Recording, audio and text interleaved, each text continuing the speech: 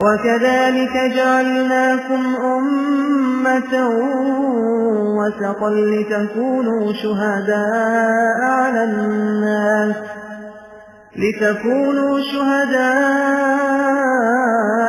الناس ويكون الرسول عليكم شهيدا وما جعلنا القبلة التي كنت عليها إلا لنعلم من يتبع الرسول ممن ينقلب على عقبيه وإن كانت لكبيرة إلا على الذين هدى الله وما كان الله ليضيع إيمانكم إن الله بالناس لرؤوف رحيم.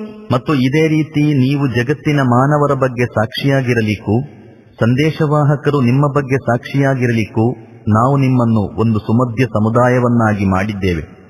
ನಿಮ್ಮಲ್ಲಿ ಸಂದೇಶವಾಹಕರ ಅನುಸರಣೆ ಮಾಡುವವರಾರು ಮತ್ತು ವಿಮುಖರಾಗುವವರು ಯಾರು ಎಂದು ತಿಳಿಯಲಿಕ್ಕಾಗಿ ಮಾತ್ರ ನೀವು ಈ ಮುಂಚೆ ಮುಖ ಮಾಡುತ್ತಿದ್ದ ಕಿಬಿಲಾವನ್ನು ನಾವು ನಿಶ್ಚಯಿಸಿದ್ದೆವು.